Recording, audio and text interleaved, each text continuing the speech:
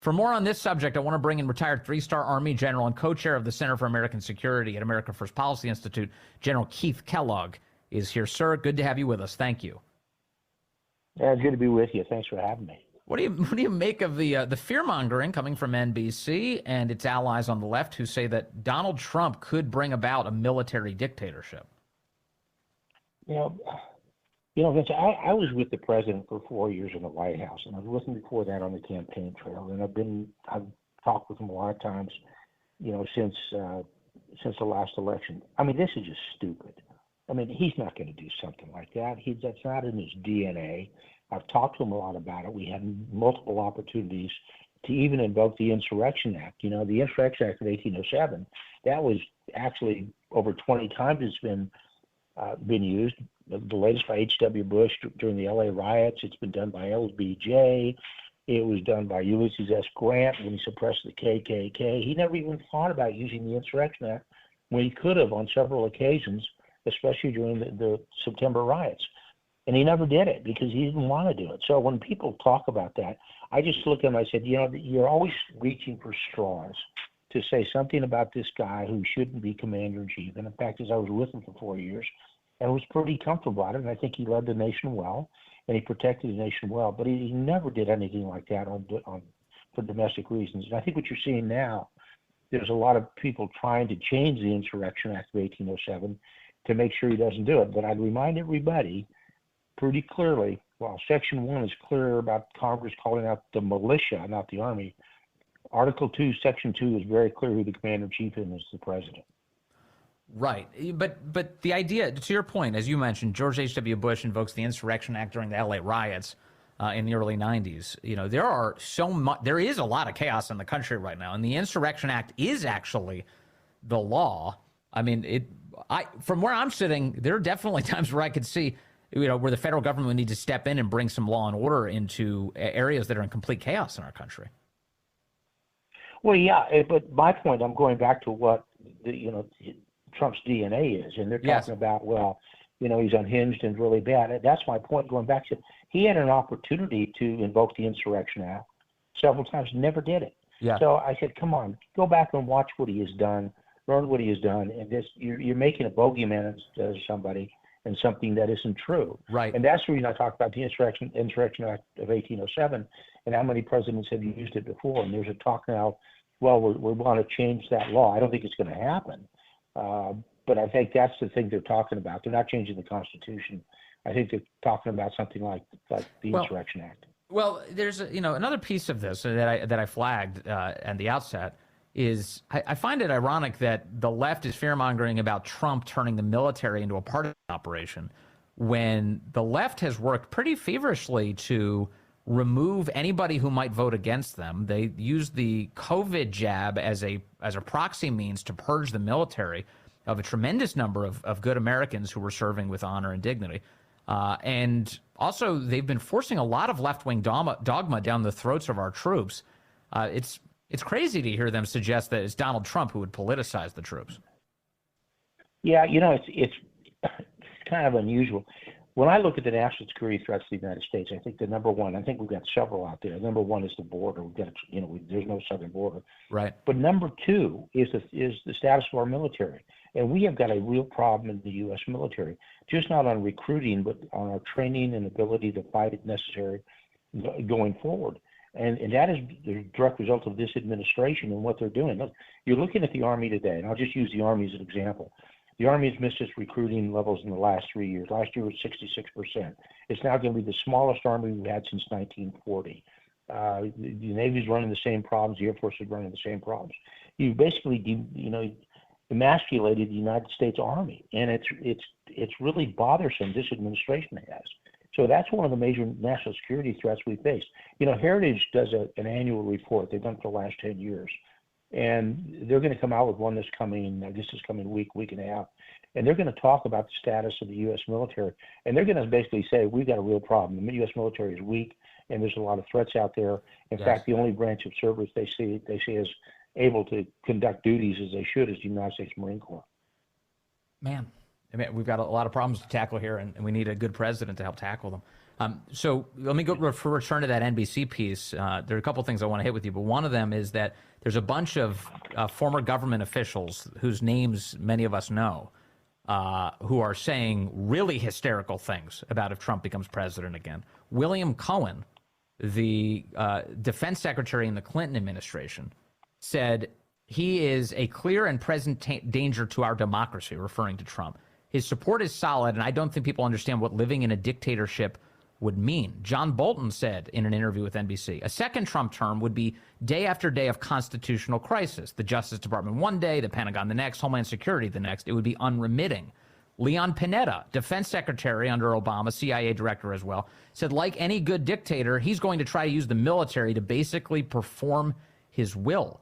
These are, General Kellogg, these are hysterical statements from former government officials. Why are they doing this? Yeah, I think they need a little more sleep at night, maybe. I think that, look, what they're saying is just stupid. And the one that really bothered me was Leon Panetta as a former Secretary of Defense. Look, that is such a partisan and dumb comment to make. Look, I've been with the guy. I know. I'm ashamed of people like John Bolton would say stuff like that. What it is, it's fear-mongering. They want to go out and they say, oh, the boogeyman is fast approaching Donald J. Trump. And I challenge people to say, okay, show me where he's done that. Show me where he's actually had activities or actions that you're worried about that he's done it. Everything they talk about what happened, on January 6th. And look, I said he was following his constitutional right to challenge an election. It was there. Okay, you may not like it, but the things that he did, but it was all framed within the Constitution. Well, if the laws determine that one in some of these court cases, but the fact is, there's fear mongering is just really disturbing to me. Those kind of people you want to park in the corner. It sort of goes back to those 51 national security officials that during the last election came out anti-Trump and talking about the Hunter Biden laptop. Those kind of people, those are voices reasonable people should not listen to at all because it's flawed and they've got flawed judgments. Yeah. And it's disappointing that people pick up on it. And I'm really pushing back hard on a lot of people like that who make comments like that. I say, okay, I'll let you make that comment. That's your right. But you show me and you tell me the event or the action that shows his capacity to do that. He hasn't. There's also some references to things that former Defense Secretary Mark Esper, who worked under Trump, said. Esper, for some reason, I thought the president was entitled to some executive privilege here, but I guess not. He wrote in his book, Esper did, about meeting with Trump, and said that Trump at one point had broached the idea of firing missiles into Mexico to destroy illegal drug labs. What NBC is referring to, of course, is the cartels.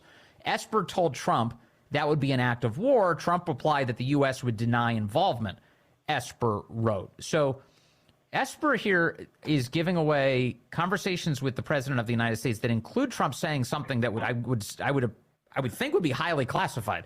The president was trying to basically make a fingerprint-free strike on the cartels.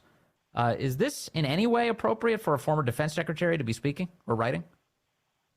No, he shouldn't. By the way, I was in that Oval Office meeting, and this discussion took place with Mark Esper. And what happened, to give you full disclosure on this, the president was very concerned about the cartels, and that Mexico was becoming a narco state.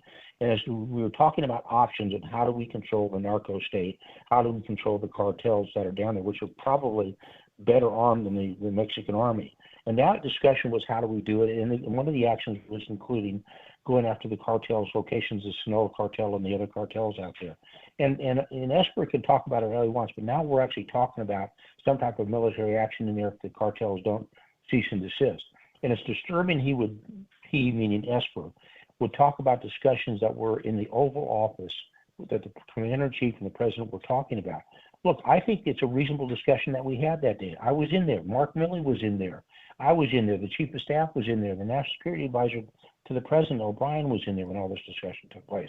That was not Esper's place to talk about it, but I thought it was a reasonable discussion. And oh, by the way, that discussion is going to have to be had sooner rather than later if what we're seeing in the southern border continues, because the cartels are running this whole thing on human trafficking. They're running the push of the illegal migration into the United States, the fentanyl drugs.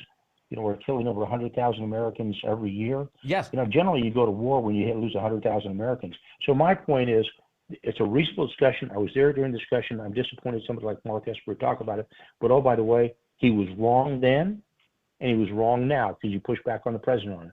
I said, and I told Mark afterwards, Mark, something's going to have to be done with the cartels sooner rather than later. In his point, he just rubbed his hands in a negative manner.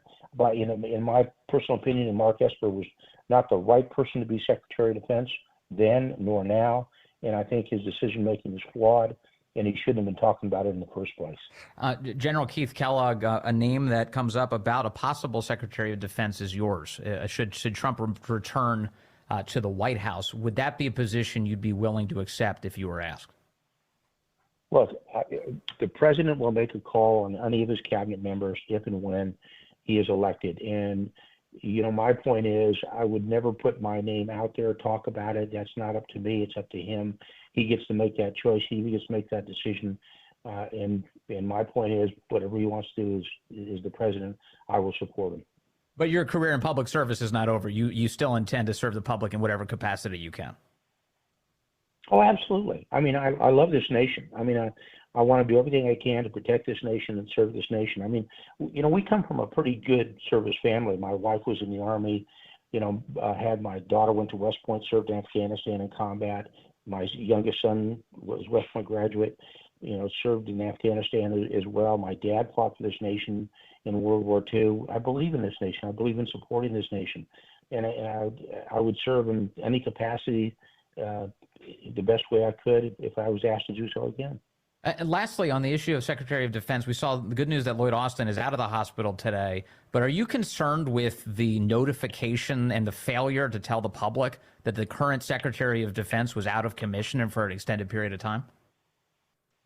Yeah, I've said this. I've talked about this repeatedly. I said, look, Lloyd Austin's one of the two national command authorities. He's very important to civilian chain of command. Let's just use CENTCOM as an example with the four-star general in charge, Eric Kurilla. The orders go from the president to the Secretary of Defense to the command commander, Eric Kurilla. Those were the decisions made. When you're cut out of that, and when you don't even tell the president or anybody else that you're out of action, that civilian chain of command is broken, and it was a flawed decision on his part. And I know Lloyd Austin. I mean, Lloyd Austin has served with me on two separate occasions. He was a brigade commander for me when I commanded the Army's 82nd Airborne Division. But man, he was a bad lapse of judgment on what he did and not telling the president or anybody else what was going on, because it's so critical for civilian control of the military. And I deeply believe in civilian control of the military, and you can't avoid that, and you shouldn't let that lapse at all. So he made a mistake, and I mean, he ought to be challenged on it, and he ought to be asked why. I think even the president has questions about it, why he did it, and there's a lot of others involved. His chief of staff, the chief spokesman for the Department of Defense as well, General Ryder. Why did you guys let this happen? How did this get out of hand? And I think it was a huge error. And I think my frustration, not only this, but I'll do the giant bridge here. My frustration is there's a lack of accountability in the United States military. And what I mean by that, this is my bridge. We fought a 20-year war in Afghanistan. Oh, by the way, we lost that war. There's never been any accountability for it. We lost 13 great Americans at Abbey Gate during the withdrawal. Why? Why was there no accountability? Why was no discussion about it? What you're seeing right now happening in the Middle East or happening with Ukraine and Russia or the Far East as well. Where's the accountability of our military? So this goes up to the Secretary of Defense. You're accountable, dude. You need to figure out why you didn't tell the president, why you didn't tell the press, why you didn't tell the nation. It's a big miss on your part, Lloyd.